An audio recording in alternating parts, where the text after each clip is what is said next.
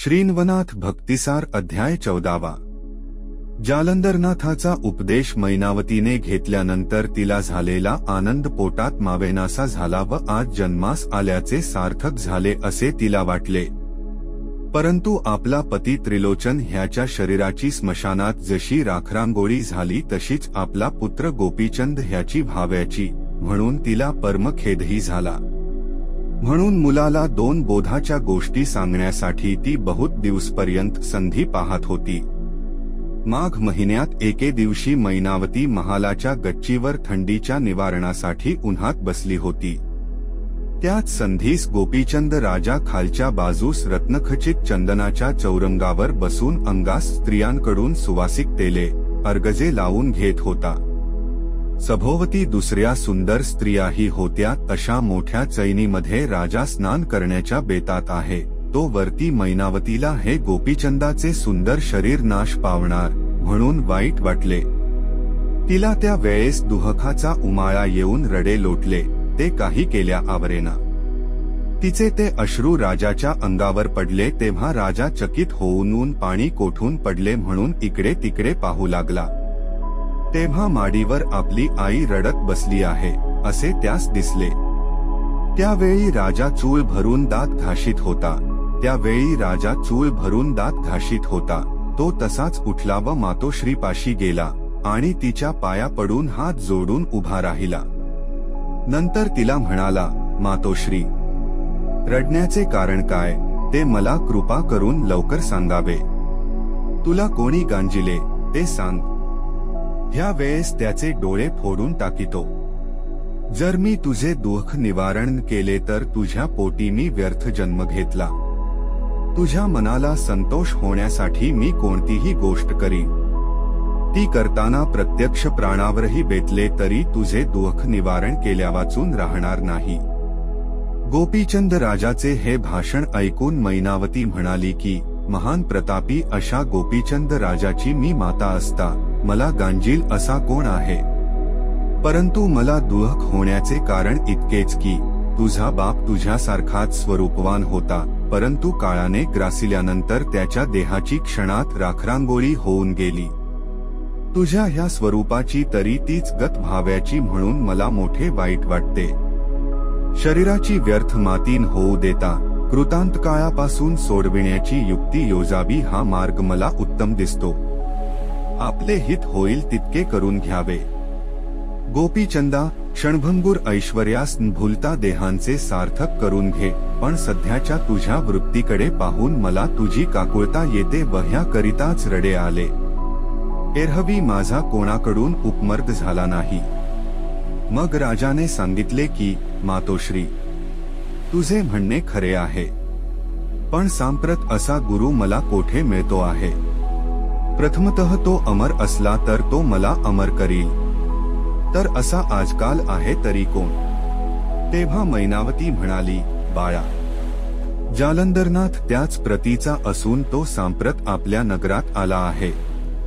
तरी तू त्यास कायेने, वाचेने व मनाने शरण जा आणि ह्या नाशिवंत ऐश्वर्याचा लोभन धरिता त्याच्यापासून आपली काया अमर करून घे. हे ऐकून गोपीचंदाने सांगितले की त्याच्या उपदेशाने मी माझी बायका, मुले, सुखसंपत्ती, राज्यवैभव आदी करून सर्वांस अंतरे. ह्याकरिता आज एकाएकी माझ्याने योग ठेवणार नाही, तर मला आणखी 12 वर्षे सर्व तऱ्हेचे विलास भोगू दे. मग मी गुरुस शरण जाऊन योगमार्गाचा स्वीकार करीन व उत्तानपाद राजाच्या पुत्राप्रमाणे ब्रह्मांडात कीर्ती करून घेईन. तेव्हा आई म्हणाली, मुला, ह्या देहाचा एका पळाचा सुद्धा खात्रीने भरवसा देता येत नाही. असे असता तू एकदम 12 वर्षांची जोखीमदारी शिरावर घेतोस. पण बाळा, 12 वर्षे कुणी पाहिली आहे. कोणत्या वेळेस कसा प्रसंग गुदरून येईल ह्याचा नेम नाही. मैनावती गोपीचंद राजास करीत असलेला हा बोध त्याची पट्टराणी लुमावती दडून ऐकत होती. तो ऐकून तिला त्या वेळेस परम दुःख झाले. ती मनात म्हणू लागली की, ही आई नव्हे वैरीण होय. हे राजाचे ऐश्वर्य भोगाव्याचे सोडून त्याचा त्याग कराव्यास सांगणारी ही आपली सासू नसून एक विवशीच उत्पन्न झाली असे वाटते. आता ह्यास उपाय तरी कोणता करावा? अशा अनेक कल्पना तिच्या मनात येऊन ती आपल्या महालात गेली व तळमळत राहिली. गोपीचंदाने मैनावतीचा उपदेश ऐकून उत्तर दिले की, मातोश्री, ज्या अर्थी तुझी अशी मर्जी आहे त्या अर्थी मीही तुझ्या इच्छेविरुद्ध वागत नाही. पण त्या जालंधरनाथाचा प्रताप कसा आहे तो पाहून व त्याच्यापासून खचित माझे हित होईल अशी माझी खात्री झाली की मी त्यास शरण जाऊन कार्यभाग साधून घेई. आता तू हे सर्व मनातले दुःखमय विचार काढून टाकून खुशाल आनंदाने राहा, असे तिचे समाधान करून राजा स्नानास गेला. इकडे राजाच्या प्रीतीतली मुख्य राणी लुमावती, तिला राजास मैनावतीने केलेला उपदेश पटल्याने तिने निराळाच प्रयत्न चालविला. तिने आपल्या दुसऱ्या 5-7 सवतींना बोलावून व त्यांचा चांगला आदरसत्कार करून त्यांना मैनावतीचा राजास बिघडवून योग देण्याचा घाट कळविला. ती म्हणाली, गोपीचंद राजास जगातून उठवून लावण्याचा मैनावती मनसुबा करीत आहे. जालंधर म्हणून कोणी एक ढोंगी गावात आला आहे व त्याचा अनुग्रह राजास देऊन त्याला जोगी बनविण्याची तिची इच्छा आहे. मैनावतीचे ते बोलणे प्रत्यक्ष मी आपल्या कानांनी ऐकिले. तिच्या उपदेशाने राजाचेही मन वळले आहे. त्याचे मन उदास झाल्यावर राजवैभव सर्व संपलेच म्हणाव्याचे. मग आपल्यास तरी जगून कोणता उपयोग घडाव्याचा आहे? परचक्र येऊन सर्व वैभवाची धूळधाण होऊन जाईल. तरी असे होऊ देण्यासाठी आताच एखादी युक्ती काढा, म्हणजे त्याचा तो बेत आपणास मोडून टाकता येईल. लुमावतीने सवतींच्या मनात अशा तऱ्हेने विकल्प भरवून त्यांची मने दूषित केली, परंतु कोणासही चांगली युक्ती सुचेना.